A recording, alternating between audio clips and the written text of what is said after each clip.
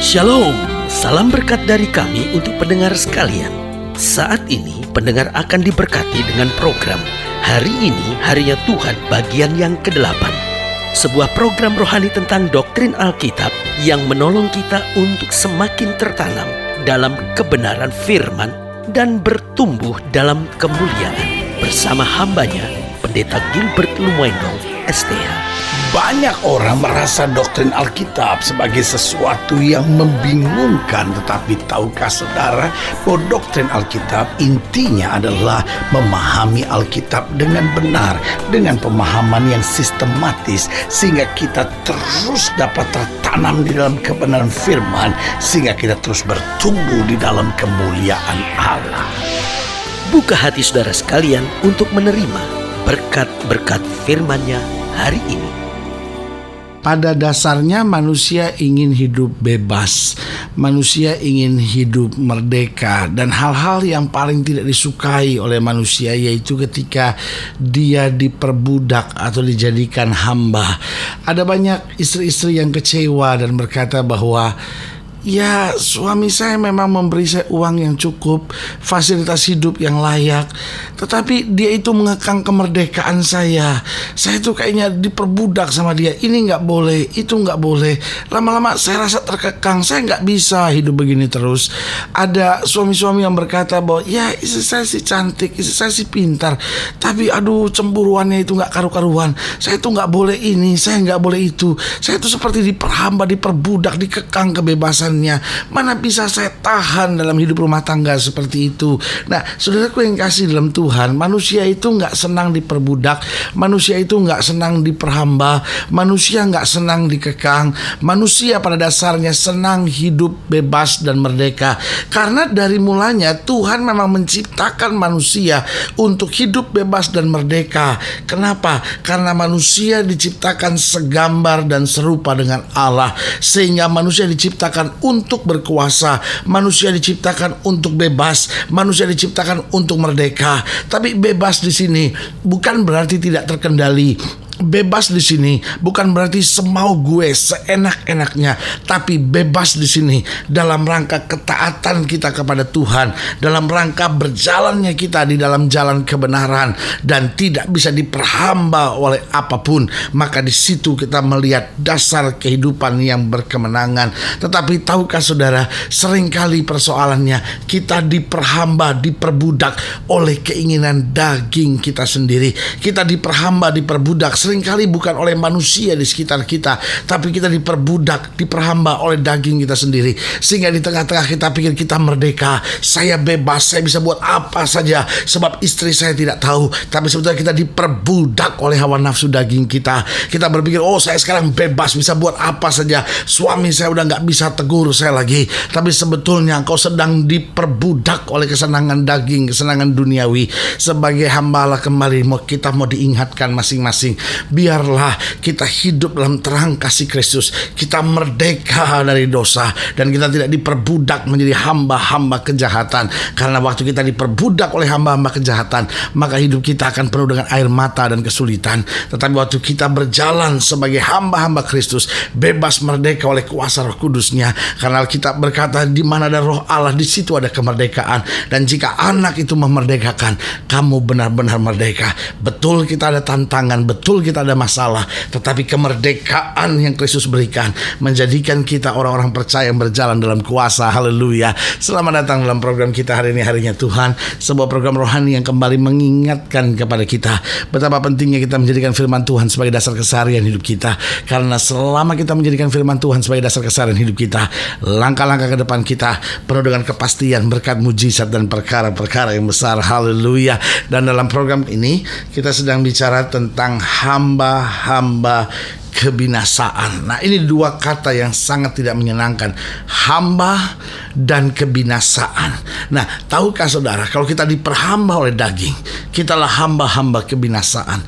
Kalau kita diperbudak oleh hawa nafsu, kita diperbudak oleh segala kesenangan uang, bahkan jika kita diperbudak oleh hal-hal yang bertalian dengan daging kita, duniawi kita, maka kita sebetulnya sedang berjalan sebagai hamba-hamba kebinasaan. Mungkin kita tidak menyadari dan kita berkata, loh saya hidup bebas kok.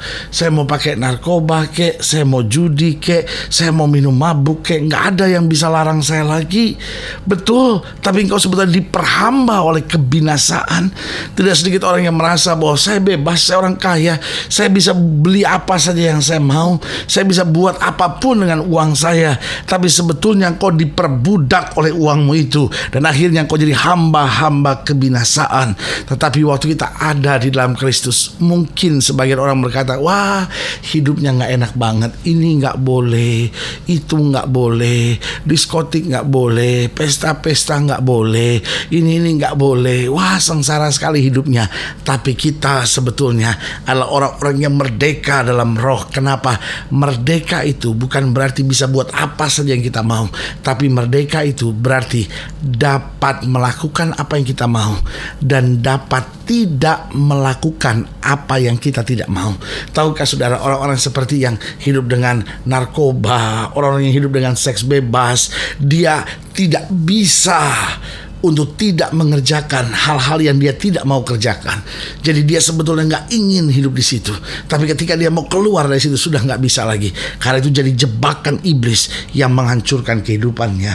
Nah, dalam 2 Petrus pasal 2, ayat yang ke-17 sampai ayat yang ke-22. 2 Petrus pasal 2 ayat yang ke-17 sampai 22, demikian firman Tuhan. Guru-guru palsu itu adalah seperti mata air yang kering, seperti kabut yang dihalaukan topan.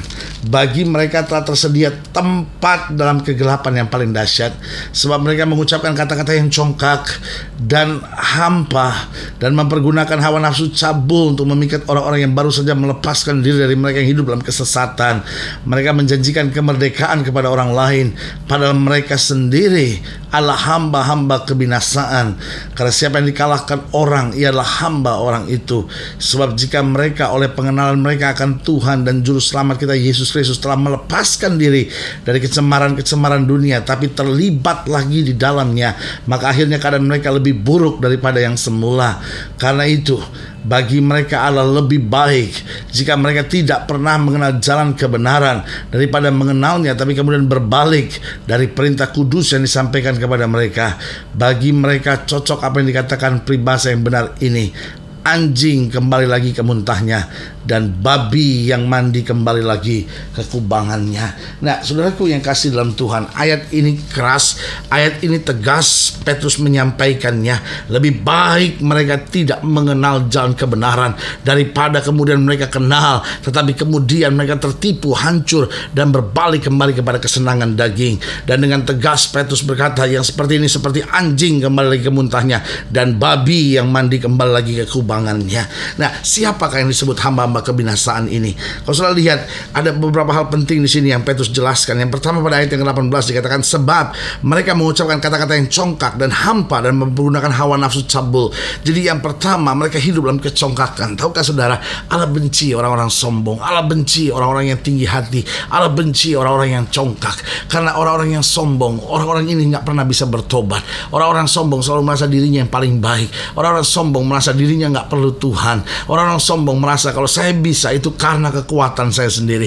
Nah, Alkitab berkata, terkutuklah orang yang mengandalkan kekuatannya sendiri. Tetapi sebaliknya, Tuhan cinta, Tuhan rindu untuk orang-orang yang hatinya rendah di hadapan Tuhan, yang menyadari kalau saya ada sebagaimana saya ada itu karena anugerah. Betul kau menghadapi masalah, tapi biarlah kita punya hati yang rendah dan berkata, terima kasih Tuhan, segala yang terjadi karena Tuhan mengasihi saya. Tuhan izinkan semuanya ini untuk maksud sebuah kebaikan yang luar biasa. Jadi saudaraku yang kasih dalam Tuhan, hamba-hamba kebinasaan adalah mereka yang hidup dalam kecongkakan. Yang kedua, masih di ayat yang ke-18 dikatakan, sebab mereka mengucapkan kata-kata yang congkak dan hampa. Lalu dikatakan, dan mempergunakan hawa nafsu cabul untuk memikat orang-orang yang baru saja melepaskan diri dari mereka yang hidup dalam kesesatan. Berarti yang kedua yang disebut hamba-hamba kebinasaan, mereka yang hidup dengan hawa nafsu cabul, sehingga akhirnya hidupnya selalu mau lari pada kesenangan daging, hidupnya selalu selalu mau lari pada kesenangan-kesenangan duniawi. Sudah punya istri, masih juga berselingkuh. Sudah punya suami, masih tertarik dengan pria lain.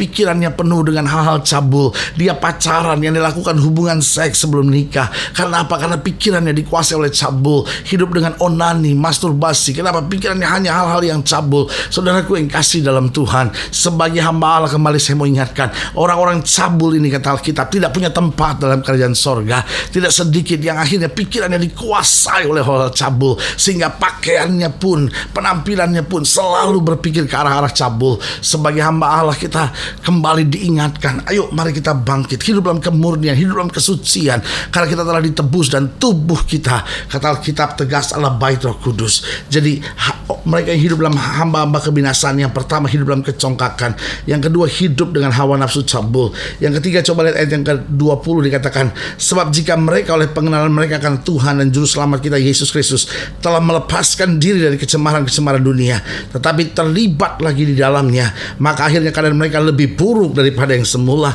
Jadi yang ketiga, mereka yang hidup sebagai hamba-hamba kebinasaan, kata Alkitab, mereka hidup kembali ke masa lalunya. Artinya sudah bertobat, ya kan? Sudah minta ampun sama Tuhan, sudah kenal kebenaran, tapi akhirnya kembali lagi. Nah, saudaraku yang kasih dalam Tuhan, Alkitab bilang, kalau rumah itu kosong, rapi, dan sudah tersusun, tapi kemudian dibiarkan kosong dan tidak diisi, maka apa yang terjadi? 7 roh jahat akan masuk. Nah, ini gambaran ini yang Alkitab mau ingatkan buat kita, bahwa kalau kita sudah bertobat, kita dalam peperangan rohani, kita harus setia, kita harus hadapi, kita harus tetap melekat pada Kristus, kita harus tetap kuat menghadapi. Jangan pernah kembali ke masa lalu kita, karena di situ yang setan kehendaki untuk menghancurkan segalanya. Makanya Petrus berkata, mereka itu hamba-hamba kebinasaan. Kenapa? Hidup dalam kecongkakan, hidup dengan hawa nafsu cabul, hidup kembali ke masa lalunya. Dan yang keempat dikatakan pada ayat yang ke-21, karena itu bagi mereka adalah lebih baik jika mereka tidak pernah mengenal jalan kebenaran daripada mengenalnya, tapi kemudian berbalik dari perintah kudus yang disampaikan kepada mereka. Jadi yang keempat, mereka yang disebut sebagai hamba-hamba kebinasaan adalah mereka yang tidak mengenal jalan kebenaran. Yesus berkata, akulah jalan, kebenaran, dan hidup.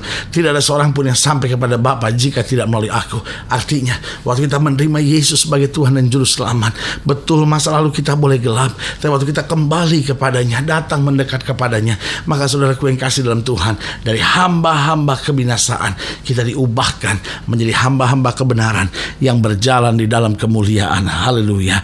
Kalau saudara ingin dilayani lebih jauh, hubungi kami melalui telepon, hubungi kami melalui surat, kunjungi website kami, karena kami ada untuk membawa Bapak Ibu sudah senantiasa lebih dekat pada Tuhan dan mengalami kasih kuasa mujizat yang luar biasa. Haleluya. Secara khusus melalui program ini juga saya mau berdoa buat setiap saudara yang sakit, setiap saudara yang berbeban berat, karena kita percaya bahwa bagi Allah tidak ada perkara yang mustahil. Nah, saudara yang ingin didoakan secara khusus, saudara boleh taruh tangan kanan saudara di dada dan kita akan berdoa. Mari kita berdoa. Bapa, dalam nama Yesus, hamba doa buat yang sakit, hamba doa buat yang berbeban berat, hamba doa untuk setiap mereka yang sedang membutuhkan mujizat, bahkan mereka yang selama ini sudah lari menjadi hamba-hamba kebinasaan, mereka lupakan jalan kebenaran. Bapak, hamba berdoa di dalam nama Yesus, Tuhan jamah, Tuhan bangkitkan iman mereka, Tuhan kuatkan mereka, bawa kami kembali ke jalan Tuhan, karena hanya dekat Tuhan saja kami tenang. Di dalam nama Yesus kami berdoa. Haleluya.